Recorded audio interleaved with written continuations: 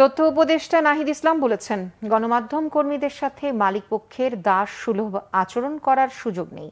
সোমবার জাতীয় প্রেস ক্লাবে সংবাদ মাধ্যমের সংস্কার নিয়ে মুক্ত আলোচনায় তিনি কথা বলেন।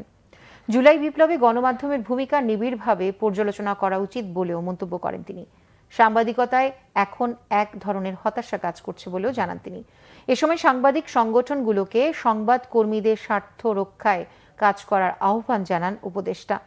সকল পক্ষের সাথে আলোচনা করে পরামর্শের ভিত্তিতে গণমাধ্যম সংস্কার কমিশন ঘোষণা করা হবে বলেও জানান তিনি।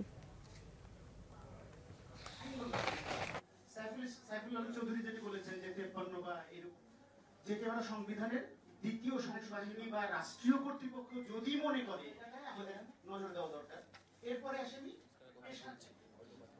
আজকের আলোচনায় আমরা সম্পাদক বা মালিক, সাংবাদিকতা আসলে যদি পেশা হয় তাহলে সেখানে এই পেশাদারিত্ব রক্ষা করতে হলে অবশ্যই তাকে সেই মর্যাদাটা আসলে দিতে হবে। এখানে মানে দাস সুলভ আচরণ করার আসলে কোনো সুযোগ নেই। আর দ্বিতীয়ত হচ্ছে, আমাদের এখানে সাংবাদিক সংগঠনগুলো রয়েছে, সেই সংগঠনগুলোও সাংবাদিকদের প্রকৃত স্বার্থ রক্ষার জন্য আসলে কাজ করা উচিত। এখানে রাষ্ট্রীয় গণমাধ্যম যে রাষ্ট্রীয় প্রতিষ্ঠানগুলো রয়েছে